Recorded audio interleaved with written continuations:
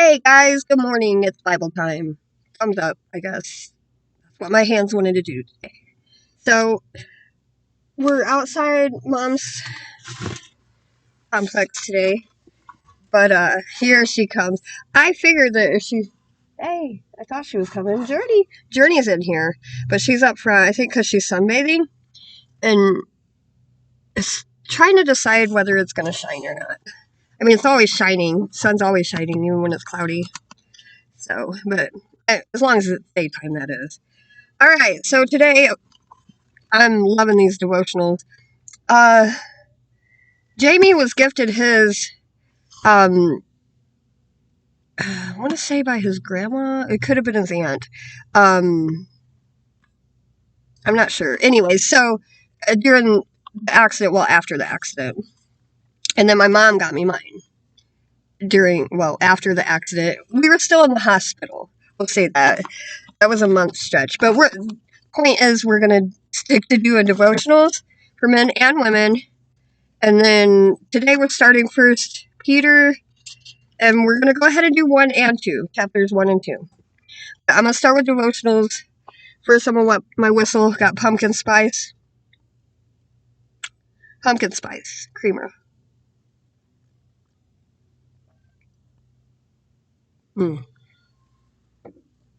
I hope you guys are enjoying your November so far. It's been great. A little chilly at night, but nothing drastic. Journey, come here. Journey, you want to do Bible time with Mama? Come here.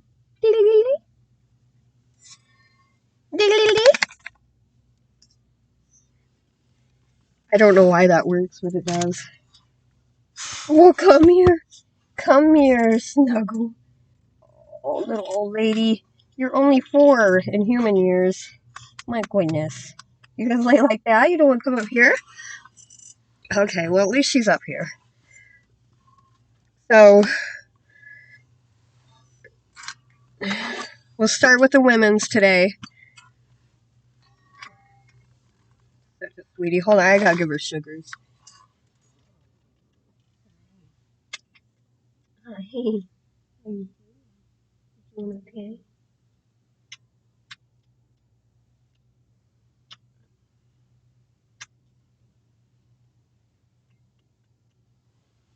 Okay.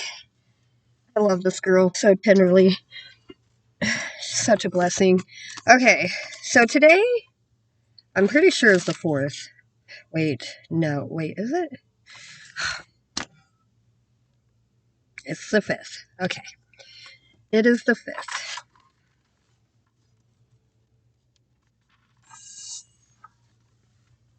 The farmer. You have 6 days each week for your ordinary work, but on the 7th day you must stop working, even during the season of plowing and harvest. That's Exodus 34:21. The farmer pulled his dusty cap from his head and wiped away rivulets of sweat. His hand mixed with the moisture left paths. I don't have a list, but apparently I do. Paths. We'll just say streaks of wet dirt and grime like muddy tracks across his forehead. He held his cap's bill in his big hand, then plopped it into place again on the top of his head. He jiggled it a bit back and forth until it fit just right, like a bottle cap back on ketchup. Rest. Do they even make glass bottles of ketchup anymore? Rest would come after the grain lay safe in big steel bins. We may not have the same sticky grudge of the grunge, not grudge. My goodness, I'm going to start that over. We may not have the same sticky grunge of the farmer in our jobs, but the insistence of those times hits us with the same urgency when projects call, children cry, or looming deadlines arrive. Calendars beg us for space. Time squeezes us for breath. Seasons of our lives will come and go with demands.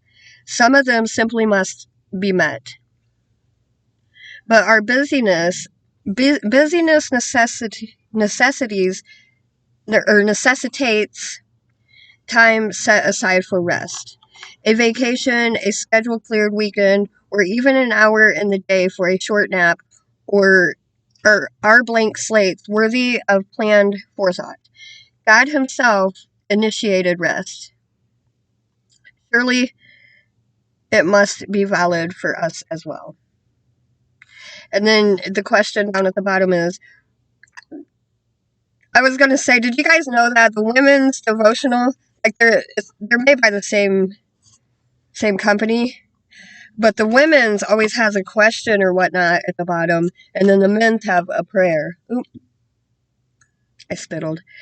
So the question is, what might you need to change to give space for Sabbath rest? All right, well, that concludes the women's. And then, gosh, it's busy today. Also, there's a lot of mowing going on, so hopefully, I kind of waited until they wasn't right outside. So, all right, so the men's then for the 5th. Be undivided.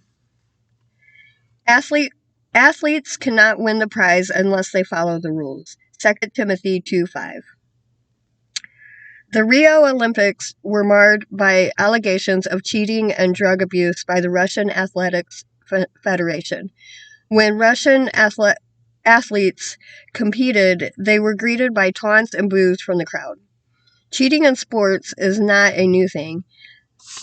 From the earliest documented history of the Olympic Games, we can track the problem of athletes not competing according to the rules. Records show details of athletes caught using bribery, match fixing, and even food poisoning to gain an edge over their opponents. Oof. The entrance to the ancient stadium in Greece was lined with golden statues of Zeus and other gods. These statues were placed there not as a tribute to the gods, but to remind athletes not to cheat.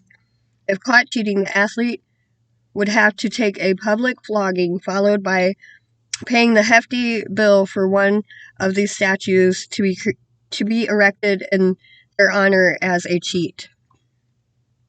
At the bottom of the statue, their name would be immortalized, known forever as one who didn't compete according to the rules. In a culture where getting ahead is culturally acceptable, to be an athlete, a true athlete, you must be a man of integrity, living in a state of being whole and undivided. In other words, you are the same person off the track as you are on it. God, help me be undivided. Make me a man of integrity. Show me how I could grow and equip me for the race of faith. That's a good one. All right, we ready for the Bible? Do you guys get your Bibles out? Better get it. I don't know if it's backwards to you or not, but this is the one we have. It's the couple's devotional, and then it's the New International Version of the actual Holy Bible. No other weird Bibles going on because those... but the Holy Bible is the only Bible. Sorry, not sorry. Mm-hmm. With the whistle. What it? Okay. Here we go. 1 Peter. Oh, wow. Well, I have highlighted verses 1 through 7 for some reason. I've had this Bible for like 4 years. And like I said, I grew up going to church and stuff, but I never really...